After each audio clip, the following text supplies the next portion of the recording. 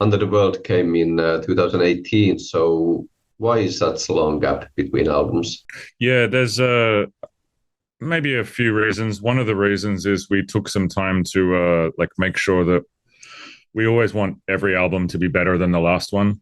And that's like almost that's our number one thing and almost like our main sort of deal breaker. If we create something and it's not in our view better than what we've done before, then we don't want to put it out. So um, everyone had some disruption from the pandemic, but we spent the time trying to figure out how we could write better, or more true to what we want to do.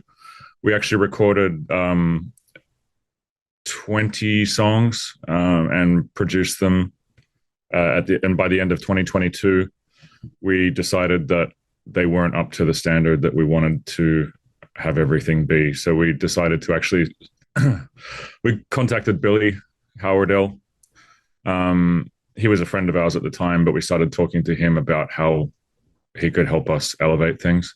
So mainly it was because we wanted to do it properly and make sure that this is like an elevated release for us. That's one of the big reasons. Everyone can point to the pandemic. That happened to everyone, but that had an effect as well. But yeah, mainly quality. So when we come to I'll Fill Your House with an Army, then from your point of view, what has changed in the music? One of the things that we used to do was we would always play as a two piece. And so when we were writing music, we had our own restrictions. So one of those things was one of those restrictions was we had to be able to like perform the music as a two piece. And when one of the big changes that we made for this album was to get rid of that restriction and just say that we want to write the best music we can with no real restrictions, like no format restrictions or anything. And so we have like we have like live drums on there, bass, and other things like that. So it was just a matter of, and it was a artistically, it was a bit of an adjustment. But I'd say lifting like any self-imposed restrictions and just trying to use our imagination and just make the best music possible. You mentioned the 20 songs that you thought maybe were not good enough, but I also read somewhere that you spent 2 years refining the demos. So how was that process? Like, how much did the songs change? A lot. And what tends to happen is we write like a lot of ideas. So when we eventually came up with 20 songs, that was from like, I don't know, like 40 or 50 different ideas that ended up as those 20 songs. We recorded it as a two piece. We have a friend here who sort of, when we first moved to LA, they were the first person we recorded with. His name's Rick Parker. He's a producer here. And we worked with him to just get the two piece version of the songs, like the 20 songs, up to a certain point. But he's very, like with us, he's pretty hands off. So he was just like, I'll help you guys do whatever you want to do. But he wasn't like putting his own as much thought into it as like someone like Billy, because he was trying to respect our process and everything. He basically helped us get those 40 or 50 ideas down into 20 recorded songs. But because of the restrictions, like the format limitation that we had put on ourselves, we just weren't happy in the end, and we knew it had to be different. Also, because by that point, it had already been a while since we put out our last album, so we knew it had to be really good. We couldn't just put out another album for the sake of it. Going to the songs, what are kind of the themes you are tackling on this album? Yeah, a lot of relationships, alienation, introspection. I tend to try and just filter whatever is going on, like either out in the world or in our lives, and just try and absorb it and let it percolate, let it sort of like just wash around in there. And then when we're writing lyrics, we tend to just try and we tend to try not to have any preconceived ideas. So we don't really go into a song going like, oh, this is going to be like a love song, or this is going to be like a political song or anything like that. It tends to be a little bit more under the surface. So, like Blood's on Fire is about, that's a little bit more obvious, maybe. That's about sort of wanting to lose yourself in something, regardless of whether it's right or wrong or good or bad.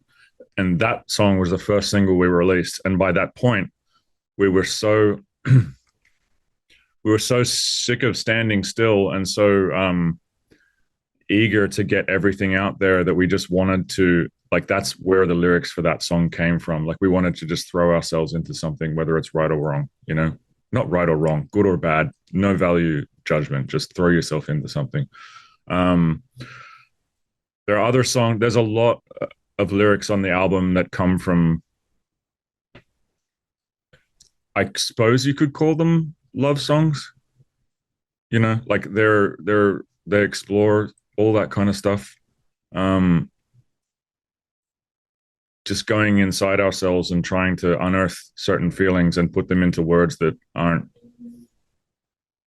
I find lyrics that are too direct sometimes, well, they don't suit us necessarily. So it's more like painting pictures with words, if that makes sense. How is the song writing process for you too? You mentioned the 40, 50 ideas. Yeah, yeah. Well, I mean, it's we like to experiment as much as possible so that we can like stumble across new directions. So that's why we do so many different ideas. I think it's a good way of writing, or it works for us.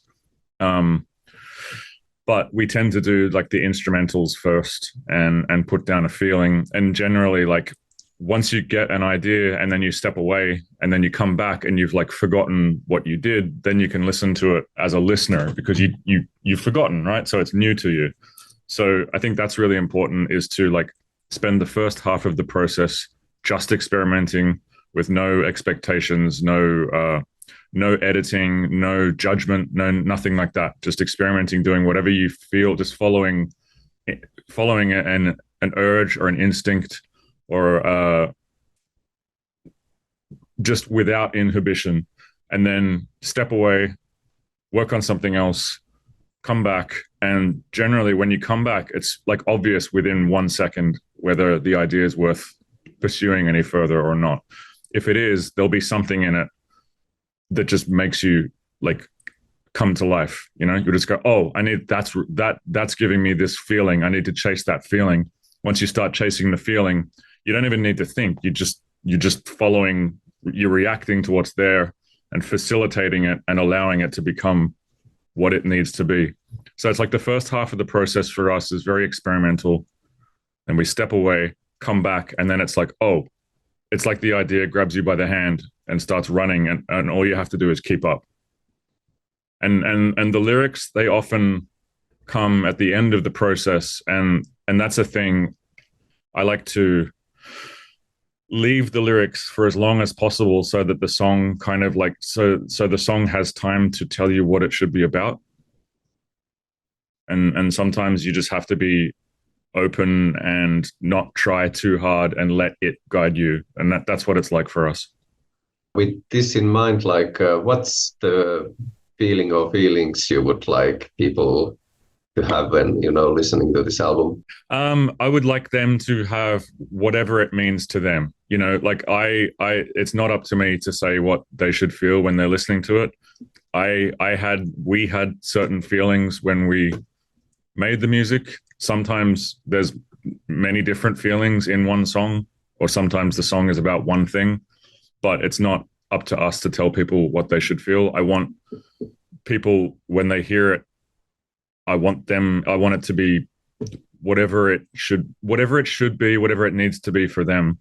And if it's 100 different things to 100 different people, that's fine, because once you put music out, it doesn't belong to you anymore. It belongs to anyone who listens to it, or anyone who gets anything from it, and it means what it means to them. So I'm happy if it has an effect on people, or if it moves someone, then that's great. That's all you can ask for. we drill down to another song, Pulls Me Apart. Could you tell me a bit about the background of this song and why it ended up as a video? Yeah. Okay. Well, it's funny because you were talking about how there was some time in between albums for us. This song, the chorus for this song, I originally wrote. I didn't mean for it to be a VOWWS song, but I originally wrote it, I think, in like 2018 or something like that. And I just wrote it. I just sat down with an acoustic guitar. I was listening to Mac DeMarco, so it's a little bit off. It was outside of our genre, like what I was getting inspired by, and I thought I was listening to him, and I thought he's so like he has like a breezy kind of relaxedness and looseness about what he does, and I was a little bit like kind of jealous of that because sometimes when I write, I'm like a little bit more uptight, and so I just thought I'm going to do something that is just free and easy, and I'm not going to think about it at all. And I just made this like tiny little like Casio beat, and then an acoustic guitar and a vocal, and I just wrote that chorus, and then I just put it away because I was like, well, that's not VOWWS. You know, maybe it'll be something else down the track. And then when we were writing for this album, we were just digging back through old ideas, and I was like, wow, that's a lot better than I thought. So then we made it, you know, electric, and you know, put all the drums to it, and we started playing it live. We started playing it live for the first time when we toured with Deftones in 2022. So we've been playing it for a while before we recorded it, and then when we recorded it with Billy, we did a fair amount of work on the groove and just making it interesting. There's a lot going on in the beat for that song, and a lot of that was done with Billy, just going back and forth on beat ideas and making it interesting and something that we wouldn't have normally done. We talk about the production of the album. So for you, what was the biggest, or what were the biggest production decisions that kind of defined this record? Well, I'd say one of them is cutting out all the songs that we didn't think were good enough. Like we were very strict about making sure that a song is I hesitate to say like good and bad because it's not like that. It's not, nothing is, sometimes like some of the ideas we cut, like maybe they'll come back for our next record. Like maybe maybe the time is right next time, but it just wasn't right for this album. So for everything, for us to be like a cohesive piece of work, we need to make sure that every song definitely fits into this piece of work. So we were very strict about making sure that we didn't have any filler or what we thought of as filler. So that was one of the biggest things. I mean, when we started working with Billy, we narrowed it down to 8 songs. So we sort of had to make sure that the others fit. We had some work to do to make sure that the other songs, you know, the remaining 3 songs fit. So that was one of the biggest things. I'd also say using drums and bass and other instruments that we wouldn't normally have used previously. That was another big decision. And yeah, it probably those 2 things, and then like a bunch of little things, you know, like we just tried to make sure at every step along the way that the standard was higher than what we'd done before. We were hard on ourselves, I think. So not giving ourselves an easy break. That was the other thing I would say, production wise. Yeah. Like you said, it was important, you know, that the song fits to the album. So how important was the track order? Is there like a narrative arc for you? Yeah, there is. I mean, it comes like it's a very, the record starts strong out of the gate. You know, Bloods on Fire is very like immediate. We wanted that. We want it. You know, it's the first album in a while, so we wanted to kind of hit people over the head a little bit, and then, you know, going from there. There's definitely a narrative arc. It's not, again, like with a lot of our stuff. It's not something.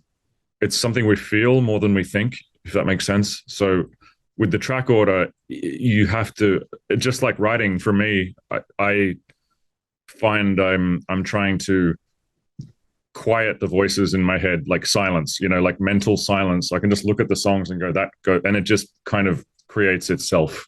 With the track order, I think we got it right, but it was just, I mean, just like writing songs, like when I write, when we have a great writing session, or I write something on my own, or I'm doing the track order or whatever, when I can't remember doing it, that tends to be when it's right, because you're not thinking, if that makes sense. You're just feeling it. Some of the best songs I've ever written that I can think of, or the stuff that's made me the happiest when I've come back and listened to it, I literally can't remember writing it.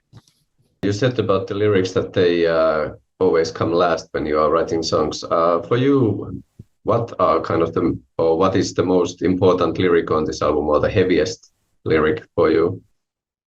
I think the lyric I'm probably most proud of is Shudder. There's a line in that, I'll get you into any trouble you want. I woke up one morning, I think I dreamt that line, and I woke up and I was like, oh, that's a weird saying. I haven't heard that before. It's a collection of words I hadn't heard before, and it meant something to me. There's themes going through the album. There's a theme of like, when someone or something drags you into something, and it's exciting and it's scary and it's damaging and dangerous and all those things, like a rush of blood. Like, there's a lot of that, and there was a desire, I think, for both of us to want to throw ourselves back into things, and that goes through all the record thematically in terms of the lyrics, and it's definitely there in Shudder. Shudder is about just wanting something to consume you and set you on fire, and so that one for me is probably the one I'm most proud of.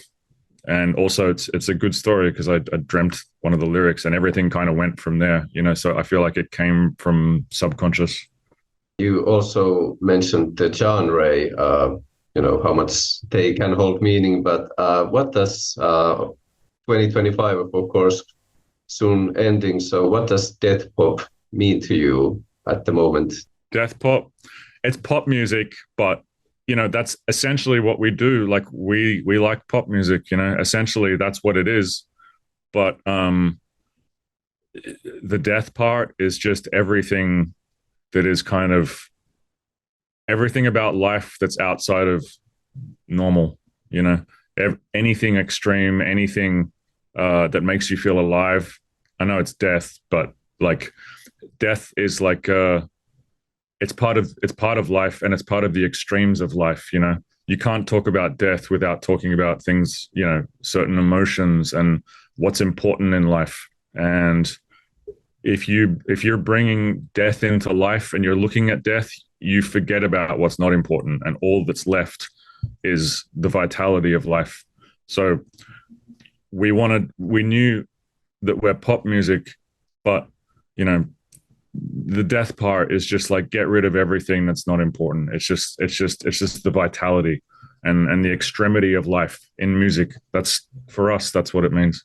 What song on the album? Maybe if we go to one more song from the album a bit deeper. So what song would like represent death pop? They all do in their different ways. Hurt You is one of our more, I suppose we could say, poppy songs. It's a side of ours that is maybe softer and more vulnerable than some of our other songs, and maybe it speaks to like sentimentality about life. And it's hard to say, because every song has a different kind of edge to it, and every song has a different side of the personality that our music is. So I would never really, it's like having if you have like children, you try not to pick a favorite child, right? It sounds silly, I'm sure, but I feel the same way about our songs. As long as everything fits and we're happy with everything on an album, then every song is just as important as every other song. Sometimes you have to pick singles because like you want to present the work to the world in a certain way, and that's one thing. But like as far as the importance of the songs, they're really as important as each other. Yeah. Beginning, you mentioned the relocation to Los Angeles from Australia. Has the relocation changed something in your music? Yeah, definitely. I mean, we part of so it's hard to it's very difficult to do music in Australia, especially the way we wanted to do it. Like, it's a very big country, like geographically, but there's very small population, so it's hard to sustain yourself there just doing music. So we decided pretty early on that we were going to take the risk and try and relocate first rather than like try and do music in Australia and get to the point where we could relocate. But that was part of it. And the other part of it was also to get away from ourselves, if that makes sense. So get outside of ourselves and get away from ourselves and see what in ourselves we could explore by doing something difficult. And so a big part of coming over here was doing things we didn't think we could do and exploring sides of ourselves we didn't know we had. And so that reflects in the music very strongly. If we hadn't, moved to another country, we wouldn't be the artists that we are, or, we wouldn't be making the work that we are. It would just be different. And I think we would be maybe, who knows, but we left our comfort zone to come here. And I think that reflects in the music. The visual side of the music, how important is the visual side and how are you using it like to transfer the themes? Yeah, it's very important. So as far as like the two of us, Riz does more of the visual stuff for us. I do a little bit more of the music, but it's very what would you say? It's very coherent the way we do it. So the first time we ever wrote a song together in Australia, basically Riz wrote out a bunch of words and drew an image on a piece of paper and gave it to me. And I took it and I looked at it and I was like, all right, I don't know what this means, but it means something. And we wrote a song out of it. Like, so I was inspired by her visual work. And since then, her visuals are inspired by the music as well. And it's like a circular kind of thing. The image is very important. I find it a lot easier to write music when you have an image to work from. It's just like it triggers something for whatever reason. If I'm just staring at a blank wall, I find it a lot harder to come up with ideas. I find visuals very inspiring. So Riz and I working off each other musically and visually is really important. Also, Riz is actually just a really good visual artist in her own right. So having her to work with is just kind of a privilege. And, I use it personally as inspiration all the time. But, generally the music and the visuals work really closely together in presenting a world. We're trying to create a world, that people can step inside of and feel like it's something that they can't get anywhere else. And visuals are really important for that. We both like fashion too. When it's done the right way, it's important to us. So yeah, it's very important. The visuals, crucial.